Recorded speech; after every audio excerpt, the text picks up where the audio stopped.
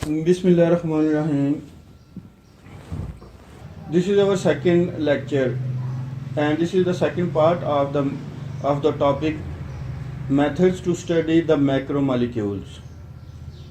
In the last lecture, I told you that there are the many methods and the techniques to study the macromolecules, and in the last lecture we discussed on the X-ray crystallography and for the study of the macromolecule and how to determine the structure of the macromolecule.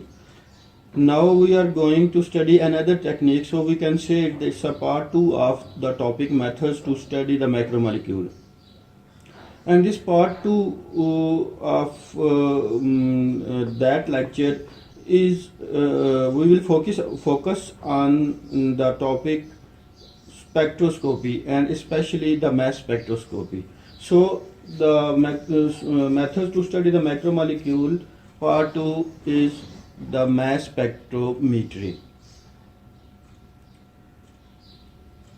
To recall what is the spectrometer and what is the spectrophotometer, we should know that any study or any interaction of the electromagnetic rays waves with the matter is called the spectrometry, and this interaction with the matter gives the characteristic feature of that matter or that molecule or the macromolecule, and give the characteristic feature of that matter, so we can get the characteristic knowledge about the specimen or about the sample under the spectrometry study. In this lecture we will focus on the mass spectrometry, and we know that the mass spectrometry is the interaction of the light with the matter to determine its mass, because it's clear from its name that mass spectroscopy is used to determine the mass of the micromolecule and the micromolecule. So this will be another technique or the method to study the macromolecule. In this lecture we will see the basic principle how the mass spectrometry work and its instrumentation as well as its application. And it's one of the application is that we can determine correctly the mass of the macromolecule as well as the micromolecule and the samples from the different sources. So let's see the basic principle of the mass spectrometry. Actually, the mass spectrometry work on this principle that it produces the charged particle ions that are the positive ions, that are the cations from the macromolecules or any other chemical substance under study. And then it uses the magnetic or the electric field to direct those ions towards a detector, and at the detector it can be measured with the help of the mass to charge ratio. And in this way a computer data system or database system be used to calculate the masses of all the ions produced by the macromolecule, and by addition of all that ions the molecular structure or the mass of that macromolecule be determined.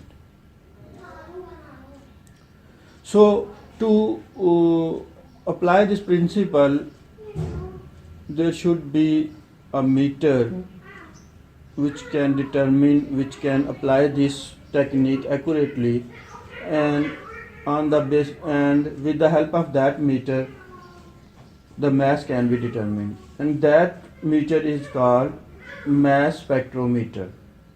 A mass spectrometer is an instrument which can produce the charged particles or the ions from the chemical substance, and then with the help of the electrical magnetic field, that separated ion be directed towards a detector and measure their masses.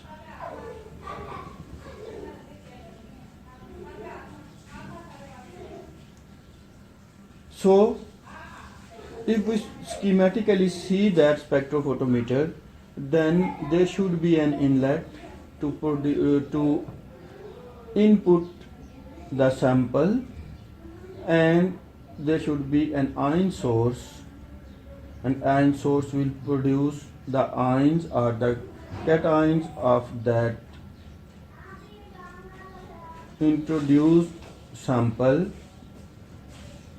A mass analyzer should be there and an ion detector should be there, and the assembly of the ion source, mass analyzer and ion detector should be in a vacuum pump, because that ions should not be influenced by the gravity or by any other field. In this instrumentation, an important part is the ion generation. How to produce the ion of that macromolecule? To produce the ion of that macromolecule, we need to have the accelerated electrons that can be produced from the tungsten or the copper filament. By producing the 70 volt potential, and if we heat them, the filament of the tungsten or the copper, the electron will be produced and will travel towards the anode. Electrons are the negatively charged particles, so if there is a powerful anode, they will fastly move towards the anode side.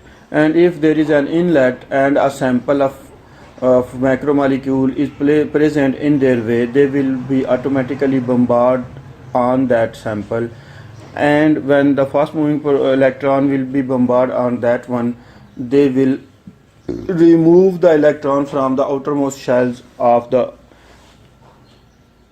molecule or the macromolecules. So by removing the electron, they will make them the positively charged particles that may be of different fragment length. Molecules travel towards the cathode, and from that cathode they will be directed towards the analyzer, and with the help of the magnetic field they can be directed in a circular path, and that circular path hit towards the detector, and the ions, the cations or the positively charged ions of the macromolecules, when will pass through the detector will detect their strength and will calculate them. And in this way, the total masses of the ions produced by a macromolecule be determined. In this, spectral lines are obtained, which are called the spectrogram of that macromolecule. How the spectral lines are obtained and how a molecule or the macromolecule under study give the spectral lines, for that we have to see some examples, and if we see some examples, then we come to know how the mass spectrometer is used to determine the molecular mass of a macromolecule. This spectral information, actually the peaks which are produced by the frequency and the masses of that macromolecule which is under studies, and the ions which are produced by them. So let us take an example of water, because water is a simple molecule, and to take it as an example, it will be useful for our understanding. So if a beam of electron is directed through the water vapors in the source of a mass spectrometer, some of the electron will hit the water molecules, okay, and then knock off an electron, producing the charge ions from the water. So if we will see this one in an equation form, water plus one false electron gives the H2O positive ions plus 2 electron in the resultant equation.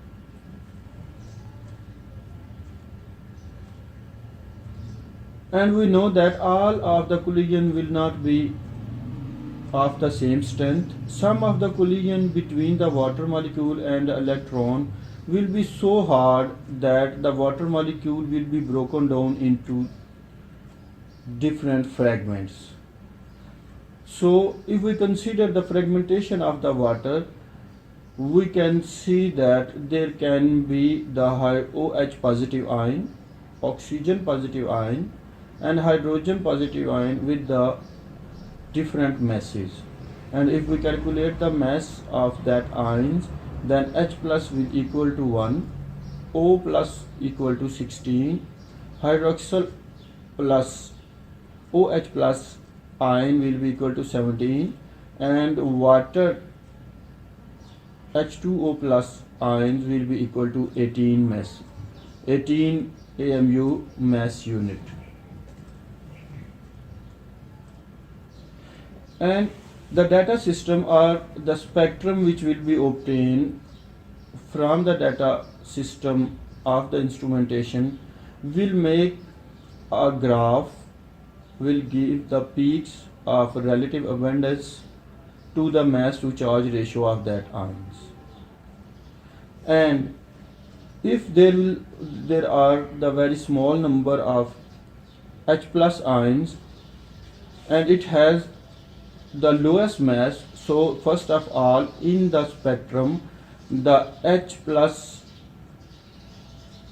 ion peak will be appear, and normally there are very small number of H plus ion, so the relative abundance of that peak is very small.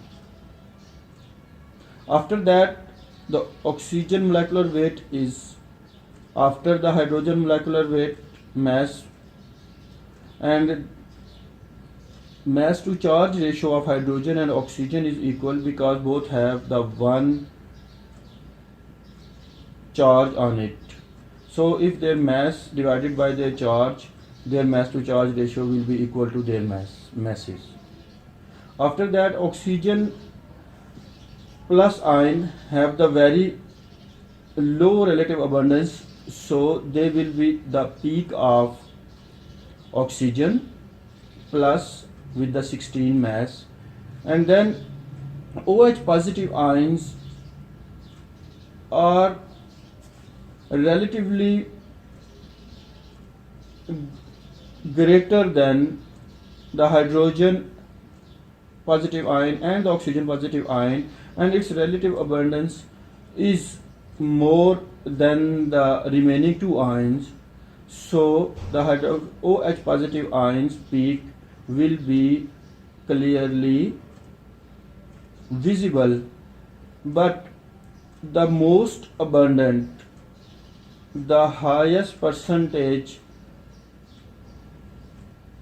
of the ion peak is H2O positive ion peak, because the water molecule is the polar solvent and the bombardment of atom could not break them as much as they can break the non-organic solvent.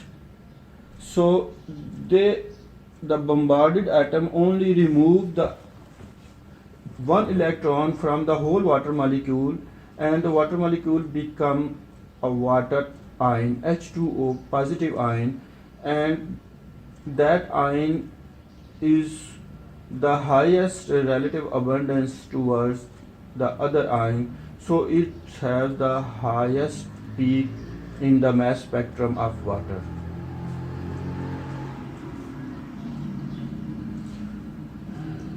There is another example of alkanes, and the representative member of the alkane is the hexane, 6 carbon atom, saturated hydrocarbon. The molecular ion peaks which are present in the spectrum of the hexane, it has the different fragmentation and with the difference of the 14 mass unit apart. CH3 positive, CH3 bond CH2 positive peak, CH3 bond CH2 bond CH2 peak, and then CH3 bond CH3 bond CH2 bond CH2 bond CH2 positive peak, and then CH3 CH2 bond CH2 bond CH2 bond CH2 positive peak. So in this spectrum there are 5 to 6 peak with the relative abundance of high frequency, and the highest relative intensity peak is the CH3 bond CH2 bond CH2 peak. So the fragmentation which made by the spectrophotometer and the ions which are formed, positive ions which are formed by the spectrophotometer in the case of the hexane are the 5, and with the highest one is CH3 bond CH2 bond CH2 bond CH2. So we can say that the highest fragment of the hexane, if we remove the CH3 CH2 group from the hexane, then the remaining part have the highest peak. If we take the example of the aromatics, that are the cyclic rings, closed cyclic rings, the naphthalene is the best example of that one. In the case of the aromatics, there is only one peak, which shows that the naphthalene has the delocalized electrons. Delocalization make them a stable structure, and if we hit with the electron, bombardment of the electron, the molecule of the naphthalene, then its delocalized electron change their position, and there is very hardly a removal of one electron from the molecule. It cannot break the naphthalene into the fragment, and only the one ion be possible, that is equal to the molecular weight of that molecule. So in this way we can have the spectral lines of all the molecules and the macromolecules in the database, and if we want to determine or to check the molecular mass of any complex, any simple molecules, we can use the mass spectrometer to determine its molecular weight, its mass, and compared with the database already present in the mass spectrophotometry database, we can know what is the molecular mass of this new macromolecule or the new micromolecule or the complex of chemicals. And this is a very basic information to know about the molecules and the ions. So this is another technique to study the macromolecule. I have discussed here the 4 examples of the molecules and how to determine its mass from the mass spectrometry. There are the 2 or 3 more examples present in the video, and I'm not going to discuss that one. In summary, we can say that each molecule has a characteristic fragmentation pattern which can be used to identify the molecule and its molecular weight. Thank you.